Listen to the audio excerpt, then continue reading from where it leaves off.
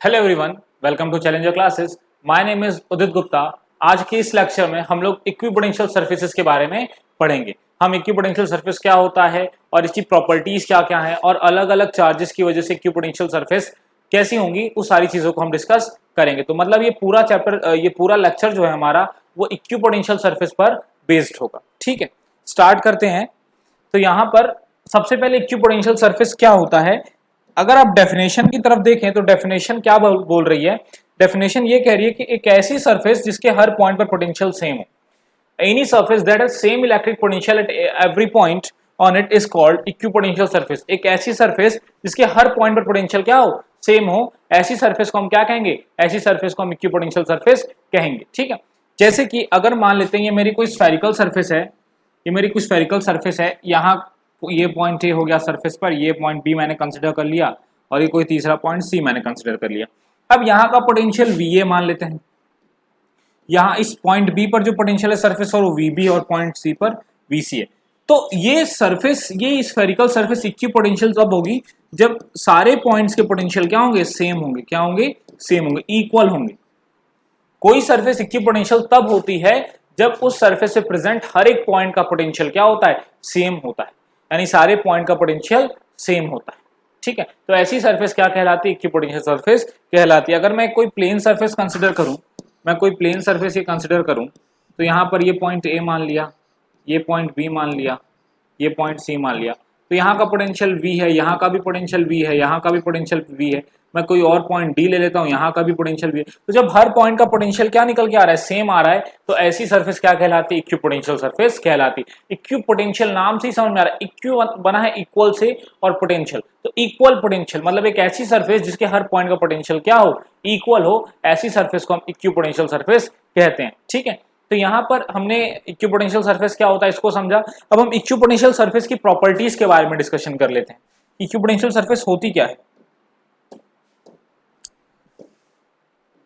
ठीक है, प्रॉपर्टीज अब हम बात करते हैं। तो पहली प्रॉपर्टी की बात करें तो जो इक्विपोटेंशियल सरफेस होती है उस पर किसी भी टेस्ट चार्ज को मूव कराने के लिए कोई वर्क डन नहीं करना पड़ता।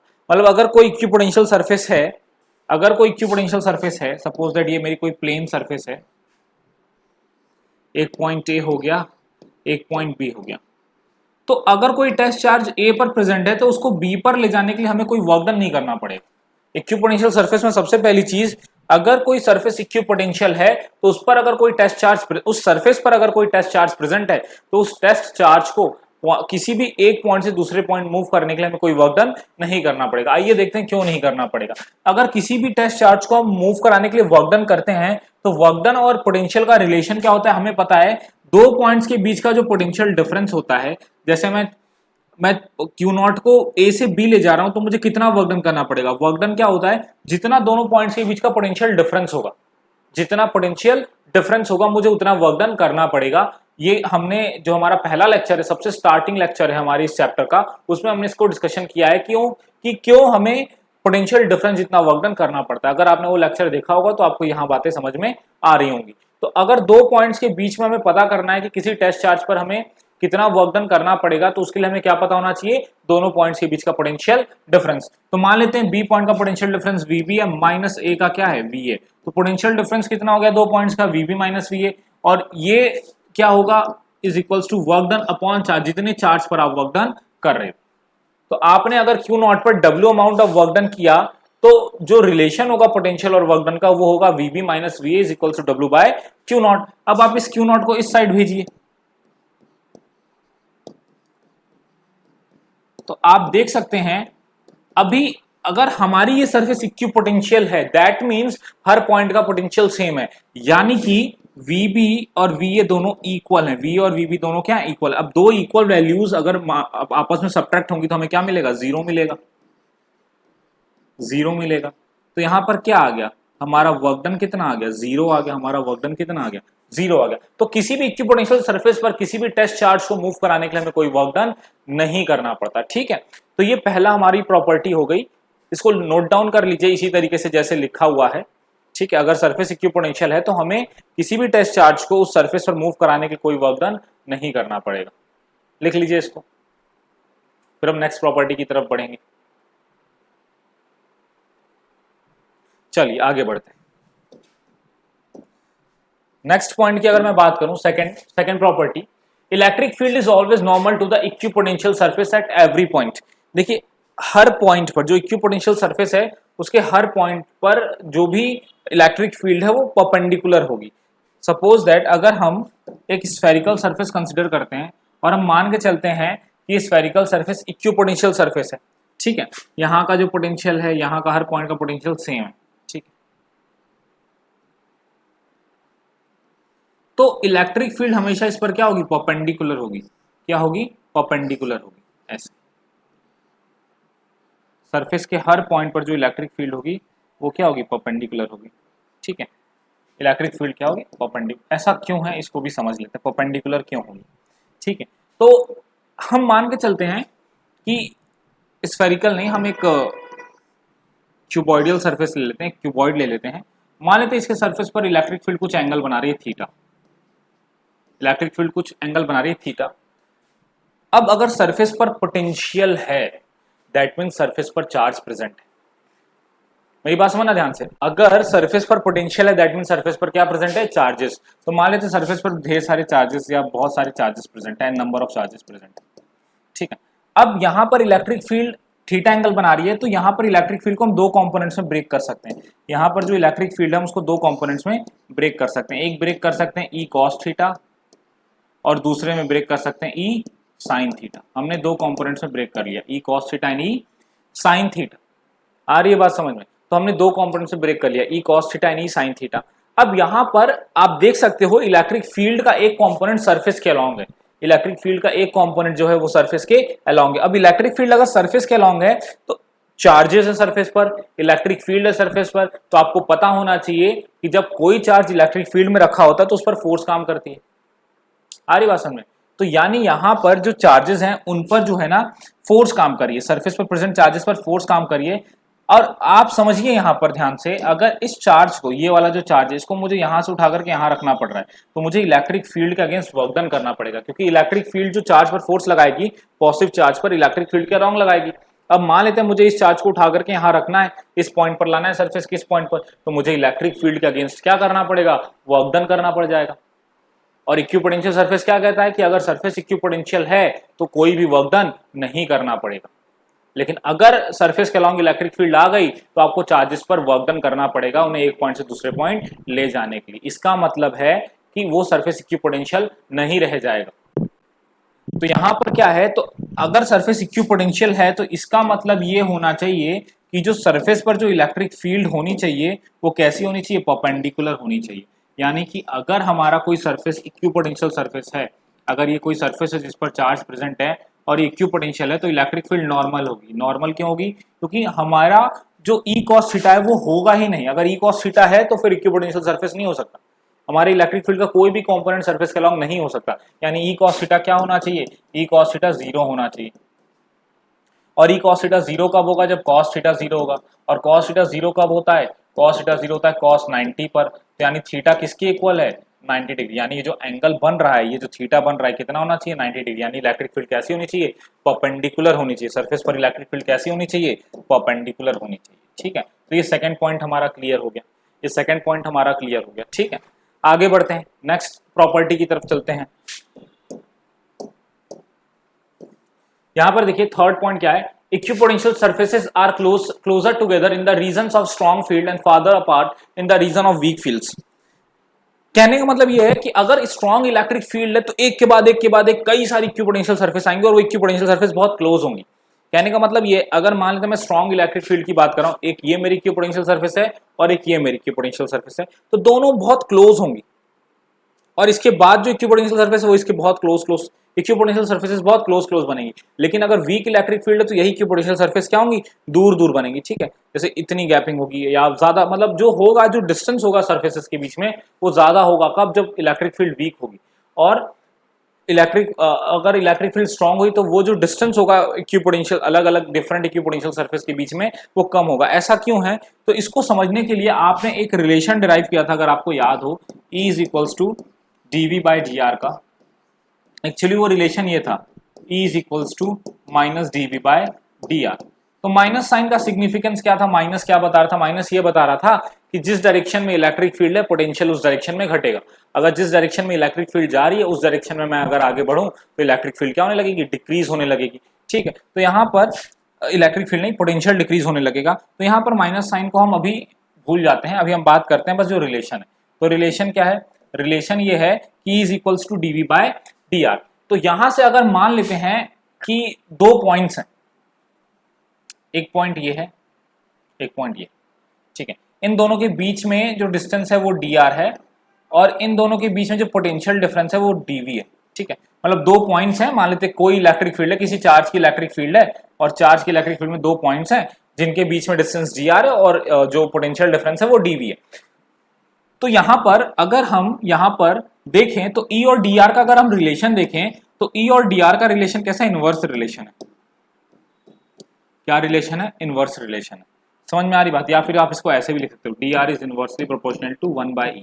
मतलब इलेक्ट्रिक फील्ड जितनी ज्यादा होगी डी आर उतना कम होगा, मतलब कम पोजीशन में ही, कम लेंथ में ही क्या होगा, इलेक्ट्रिक फील्ड अगर ज्यादा स्ट्रांग है तो कम डिस्टेंस पर ही हमें डीवी मिल जाएगा, इतना चेंज इन पोटेंशियल मिल जाएगा अगर इलेक्ट्रिक फील्ड क्या है, स्ट्रांग है। मेरी बात समझना ध्यान से, मान लेते हैं ये जो चार्ज है ये एक स्ट्रांग इलेक्ट्रिक फील्ड को प्रोड्यूस कर रहा है, तो यहां पर ये D R, electric field strong होने से डी आर क्या हो जाएगा, कम कम, इनवर्स रिलेशन है ना, इलेक्ट्रिक फील्ड स्ट्रांग होगी तो डी आर क्या होगा, जो डिस्टेंस है दो पॉइंट्स के बीच का वो स्मॉल होगा और इसी स्मॉल पॉइंट में मुझे ये डीवी पोटेंशियल डिफरेंस मिल जाएगा।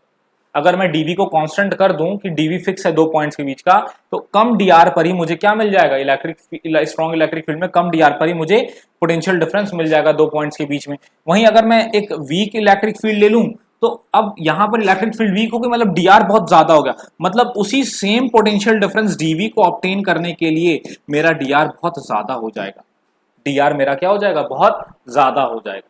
ठीक है, मेरी बात समझना ध्यान से, यहां पर देखो डीआर और डीवी में रिलेशन मैं आपको समझा रहा हूं। अगर मान लेते दो पॉइंट्स के बीच का मुझे, मतलब मेरे पास पोटेंशियल डिफरेंस डीवी मुझे चाहिए, मुझे कितना पोटेंशियल डिफरेंस चाहिए, डीवी चाहिए। तो डीवी अगर पोटेंशियल डिफरेंस चाहिए तो मुझे वो पोटेंशियल डिफरेंस दो पॉइंट्स के बीच में कम दूरी पर मिलेगा या ज्यादा दूरी पर मिलेगा, वो इलेक्ट्रिक फील्ड पर डिपेंड करता है। इलेक्ट्रिक फील्ड जितनी स्ट्रांग होगी डीआर उतना छोटा होगा, मतलब कम डिस्टेंस पर ही मुझे वो डीवी मिल जाएगा, मुझे उतना पोटेंशियल डिफरेंस मिल जाएगा। लेकिन अगर मैं डीआर को बढ़ा दूं, सॉरी इलेक्ट्रिक फील्ड को कम कर दूं, तो डीआर बढ़ जाएगा, डीआर की वैल्यू बढ़ जाएगी, मतलब वो जो डिस्टेंस है, जो दो पॉइंट्स के बीच की जो दूरी है वो बढ़ जाएगी, मतलब अब मुझे ज्यादा दूरी पर जा करके मुझे क्या मिलेगा, उतना उस अमाउंट का पोटेंशियल डिफरेंस मिलेगा। मेरी बात आ रही है समझ में, ठीक है। तो यही है कि यहां पर क्या होगा, अब मान लेते हैं कि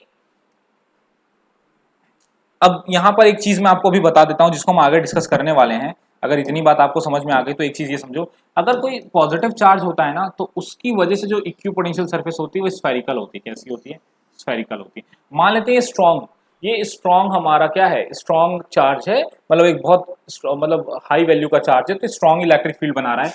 तो यहां पर देखो ये पॉइंट यहां पर इस स्फेरिकल सरफेस में ये एक इक्विपोटेंशियल सरफेस है। ये इक्विपोटेंशियल सरफेस क्यों है, क्योंकि अगर ये डिस्टेंस आर है तो हर पॉइंट का पोटेंशियल डिफरेंस कितना होगा, वी कितना होगा, कितना होता है, के क्यू बाय आर होता है। तो यहाँ पर भी पोटेंशियल डिफरेंस के क्यू बाय, यहाँ पर भी पोटेंशियल के क्यू बाय आर, यहाँ मतलब हर सरफेस के हर पॉइंट पोटेंशियल के क्यू बाय आर, मतलब इस सरफेस पे सारे पॉइंट्स का पोटेंशियल सेम होगा। उसी तरीके से दूसरी इक्विपोटेंशियल सरफेस ये आ गई, ये अगर आर दूरी पर है चार से तो दूसरी इक्विपोटेंशियल सरफेस हमारी तैयार हो गई जिसके हर पॉइंट का पोटेंशियल कितना होगा, के क्यू बाय आर होगा।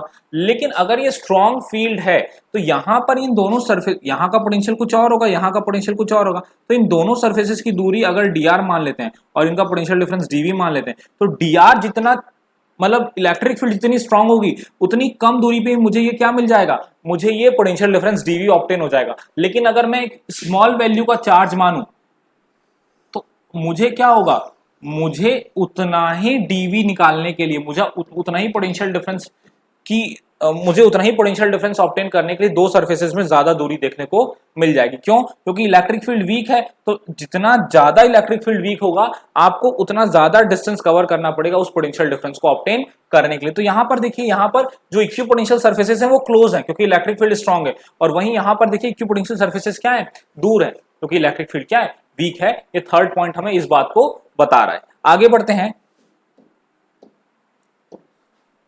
नेक्स्ट पॉइंट की तरफ बढ़ते हैं। No two equipotential surface can intersect each other. दो इक्विपोटेंशियल सरफेसेस कभी आपस में इंटरसेक्ट नहीं कर सकती, इसको भी समझ लेते हैं। मान लेते हैं हम इंटरसेक्ट करा देते हैं। अच्छा देखो ये फोन है ना, ये सरफेस है, दिस इज अ सरफेस। अगर इस सरफेस को मैं इस फोन को ऐसे पकड़ूं तो इसका क्रॉस सेक्शन व्यू दिखेगा ना, क्रॉस सेक्शनल व्यू दिखेगा। तो मैं भी क्या करता हूं, मैं भी दो सरफेसेस बनाता हूं लेकिन उनका क्रॉस सेक्शन देखूंगा। तो क्रॉस सेक्शन ऐसे मुझे लाइन सा दिखे, जैसे ये फोन की सरफेस है। अब ये फोन एक सरफेस है लेकिन सरफेस को मैं साइड से देखूंगा तो मुझे क्या दिखेगी, एक लाइन दिखेगी ना। तो ये भी एक हमारी सरफेस है जो कि ऐसे रखी हुई है, ठीक है। एक दूसरी सरफेस ले लेते हैं, ये दोनों इक्विपोटेंशियल सरफेस है। क्या है, इक्विपोटेंशियल सरफेस। ये इस पॉइंट पर इंटरसेक्ट कर रही है। अब इक्विपोटेंशियल सरफेस में हमने सेकंड पॉइंट में पढ़ा था कि हर इक्विपोटेंशियल सरफेस पर इलेक्ट्रिक फील्ड नॉर्मल होती है। क्या होती है, नॉर्मल होती है। तो नॉर्मल यहाँ इस पॉइंट पर अगर मैं इस सरफेस के अकॉर्डिंग बनाऊं तो इलेक्ट्रिक फील्ड इस डायरेक्शन में होगी, और इस सरफेस के अकॉर्डिंग अगर मैं इलेक्ट्रिक फील्ड बनाऊं तो इलेक्ट्रिक फील्ड इस डायरेक्शन में होगी। अब आप ही बताओ, जहां पर इंटरसेक्शन हो रहा है वहां इलेक्ट्रिक फील्ड की दो पॉसिबल डायरेक्शंस आ रही है कि नहीं। एक इस सरफेस के अकॉर्डिंग आ रही है, एक सरफेस 1 के अकॉर्डिंग आ रही है, और एक सरफेस 2 के अकॉर्डिंग आ रही है। मतलब दो अलग अलग सरफेसेस जब इंटरसेक्ट कर रहे हैं तो हमें एक ही पॉइंट पर, एक ही कॉमन जहां पर इंटरसेक्शन हो रहा है वहां पर दो डायरेक्शन मिल रही है इलेक्ट्रिक फील्ड। तो ये पॉसिबल है क्या, नहीं पॉसिबल। आप ये मान के चल लो कि कभी भी किसी भी पॉइंट पर, किसी भी स्पेस में या किसी भी रीजन में एक पॉइंट की दो डायरेक्शन नहीं हो सकती इलेक्ट्रिक फील्ड की। यानी ये पॉसिबल ही नहीं है कि दो इक्विपोटेंशियल सरफेस क्या करें, कभी इंटरसेक्ट कर पाए। तो ये 4 properties, important properties equipotential surface की, जिसको हमने समझा, लॉजिकली समझा, ठीक है। अब आगे बढ़ते हैं, इक्विपोटेंशियल कुछ इक्विपोटेंशियल सरफेसेस को देख लेते हैं कि इक्विपोटेंशियल सरफेस कैसी होंगी अलग अलग चार्जेस की वजह से। जो देखो आपका जो चार्ज होता है, सिंगल पॉइंट चार्ज होता है, उसकी वजह से स्फेरिकल इक्विपोटेंशियल सरफेसेस बनती हैं। कैसी बनती हैं, स्फेरिकल इक्विपोटेंशियल सरफेसेस बनती। क्यों बनती हैं इसको आप समझ लेते हैं अभी ऐसे। देखिए मान लेते हैं ना, हम इस वाले सरफेस को लेते हैं, तो ये रेडियस क्या है, यहां से यहां तक रेडियस आर है। तो इस पॉइंट पर इस पॉइंट का पोटेंशियल कितना होगा, Q इज इक्वल्स टू के क्यू बाय, निगेटिव चार्ज है तो माइनस बाय आर होगा। इस पॉइंट पर क्या होगा, ये भी रेडियस आर है तो इस पॉइंट का भी पोटेंशियल माइनस के क्यू बाय आर होगा। इस पॉइंट का क्या होगा, हर पॉइंट का पोटेंशियल क्या होगा, माइनस के क्यू बाय आर। तो इस पूरे सरफेसेस पर पोटेंशियल सेम होगा। तो जो पॉइंट चार्ज होता है ना, वो एक स्फेरिकल इक्विपोटेंशियल सरफेसेस को राइज करता है, ठीक है। उसकी वजह से जो सरफेसेस होती हैं वो स्फेरिकल होती हैं, ठीक है। तो ये पॉइंट चार्ज की वजह से हमारी इक्विपोटेंशियल सरफेस हो गई। आगे नेक्स्ट टाइप ऑफ सरफेस को देखते हैं। अगर हम बात करते हैं इलेक्ट्रिक डाइपोल, डाइपोल आपको पता होना चाहिए, equal and opposite charge. Equal and opposite charge की वजह से इक्विपोटेंशियल सरफेस कैसी होगी, तो कुछ ऐसी इक्विपोटेंशियल सरफेस होगी। आप देख सकते हो प्लस एंड माइनस दोनों, जो प्लस एंड माइनस चार्जेस है उनके बीच में इलेक्ट्रिक फील्ड स्ट्रांग है। हमने पढ़ा था कि दो इक्वल चार्जेस के बीच में इलेक्ट्रिक फील्ड बहुत स्ट्रांग होती है। और स्ट्रांग इलेक्ट्रिक फील्ड में जो ये आपका जो ये इक्विपोटेंशियल सरफेसेस है वो क्लोज होता है। क्या होता है, क्लोज होता है। यहाँ देखो ये क्लोज सरफेसेस हैं, यहाँ पर देखो दोनों के बीच में इलेक्ट्रिक फील्ड स्ट्रांग होगी ना। स्ट्रांग क्यों होगी, क्योंकि आपको पता होना चाहिए कि अगर ये पॉजिटिव चार्ज है और ये निगेटिव चार्ज को मैं पास रखूं तो पॉजिटिव चार्ज की वजह से भी इलेक्ट्रिक फील्ड इस तरफ होती है, और निगेटिव चार्ज तो नेट इलेक्ट्रिक फील्ड ऐड हो जाती है, इलेक्ट्रिक फील्ड स्ट्रांग हो जाती है। और हमने अभी पढ़ा कि स्ट्रांग इलेक्ट्रिक फील्ड में जो होता है, जो हमारा इक्विपोटेंशियल सरफेस होता है, क्लोज होता है। वहीं अगर दोनों चार्ज के इधर साइड में चला जाऊं, मैं इस तरफ चला जाऊं, अगर मैं प्लस क्यू की वजह से इधर चला जाऊं तो इक्विपोटेंशियल सरफेसेस में दूरी बढ़ जाएगी, मतलब ये पूरी एक इक्विपोटेंशियल सरफेस है, ये पूरी एक इक्विपोटेंशियल सरफेस है। तो ये दोनों सरफेसेस जब स्ट्रॉन्ग इलेक्ट्रिक फील्ड में है तो वहां पर इनके बीच की दूरी कम है, लेकिन जैसे ही यही दोनों सरफेस वीक इलेक्ट्रिक फील्ड में चली गई तो डिस्टेंस क्या हो गई, ज्यादा हो गई। अभी हमने यही डिस्कस करा था कि इलेक्ट्रिक फील्ड जितनी स्ट्रॉन्ग होगी हमारी इक्विपोटेंशियल सरफेस उतनी पास होगी, मतलब उसी शॉर्ट डिस्टेंस में मुझे क्या मिल जाएगा, सेम पोटेंशियल डिफरेंस मिल जाएगा। और यहां पर क्या होगा, यहां पर मुझे उसी सेम पोटेंशियल डिफरेंस को पता गेन करने के लिए मुझे थोड़ी डिस्टेंस ज्यादा कवर करनी होगी, इसलिए यहां पर कुछ इस तरीके की इक्विपोटेंशियल सरफेसेस बन रही हैं, ठीक है। यहां पर भी आप सेम पैटर्न देख सकते हो, यहां पर इलेक्ट्रिक फील्ड वीक हो गई है तो इक्विपोटेंशियल सरफेसेस अपने आप क्या हो गई हैं, दूर हो गई।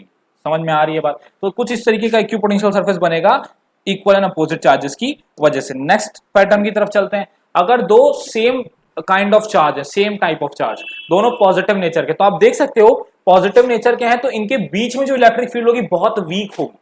क्या होगी, बहुत ज्यादा वीक होगी। तो इक्विपोटेंशियल सरफेस इस रीजन में दूर दूर होंगी, इनमें डिस्टेंस ज्यादा होगी इक्विपोटेंशियल सरफेसेस में। वहीं इस तरफ, जिस तरफ इलेक्ट्रिक फील्ड थोड़ी स्ट्रांग है तो वहां पर क्या होगा, इक्विपोटेंशियल सरफेसेस क्लोज होंगी, ठीक है। क्लोज क्यों होंगी, क्योंकि यहां जो आपको जो यहां पर पोटेंशियल डिफरेंस इन दोनों सरफेसेस का, देखो अब ये पूरी इक्विपोटेंशियल सरफेस है तो इसके हर पॉइंट का पोटेंशियल v होगा। ये भी पूरी इक्विपोटेंशियल सरफेस है, तो इसके हर पॉइंट का पोटेंशियल मान लेते हैं V डैश होगा। तो यहाँ पर जो ये डिफरेंस है, पोटेंशियल डिफरेंस, यहाँ पर क्योंकि इलेक्ट्रिक फील्ड वीक है तो V डैश माइनस V यानी dV निकालने के लिए आपको ज्यादा डिस्टेंस जाना पड़ेगा, तो इक्विपोटेंशियल सरफेसेस दूर हो गई। वही स्ट्रॉन्ग इलेक्ट्रिक फील्ड है, यही dV पोटेंशियल डिफरेंस यहाँ पता करने के लिए मुझे थोड़ा कम डिस्टेंस से ट्रेवल करना पड़ेगा। तो इसीलिए यहाँ पर जो स्फेयर्स हैं वो एक तरफ थोड़ा पास है और एक तरफ थोड़ा दूर है। जो सर्फेसेस हैं एक तरफ थोड़ा पास है, स्ट्रॉन्ग इलेक्ट्रिक फील्ड में पास है, और वीक इलेक्ट्रिक फील्ड में क्या हो जा रहे हैं, दूर हो जा रहे हैं। तो ये कुछ पैटर्न आपका बनेगा दो इक्वल एंड अपोजिट चार्जेस की वजह से, ठीक है। अगर दोनों नेगेटिव चार्ज होते तो इक्विपोटेंशियल सरफेस का पैटर्न तब भी ऐसा ही होता, ठीक है। आगे बढ़ते हैं, नेक्स्ट पॉइंट की तरफ चलते हैं। अब देखिए, अगर कोई uniform source of electric field है, uniform source of electric field है, तो उसकी वजह से जो इक्विपोटेंशियल सरफेस है वो कुछ प्लेन शीट्स बनेंगे, वो कुछ ऐसी प्लेन शीट्स बनेंगी। हर पॉइंट पर पोटेंशियल, इन प्लेन शीट्स पर क्या होगा, हर पॉइंट पर पोटेंशियल क्या होगा, सेम होगा, हर पॉइंट पर पोटेंशियल सेम होगा। और आप यहां देख भी सकते हैं कि हर पॉइंट पर जो इलेक्ट्रिक फील्ड है सरफेस पर वो परपेंडिकुलर है, नॉर्मल है। तो ये कुछ इलेक्ट्रिक पोटेंशियल जो आपका इक्विपोटेंशियल सरफेसेस हैं, कुछ सरफेसेस हमने अलग अलग चार्ज अरेंजमेंट की वजह से देखा। तो इक्विपोटेंशियल सरफेस में हमें इतना ही डिस्कस करना है। जो हमारा नेक्स्ट लेक्चर होगा उसमें अब हम लोग जो है पोटेंशियल एनर्जी को डिस्कस करेंगे। Thank you.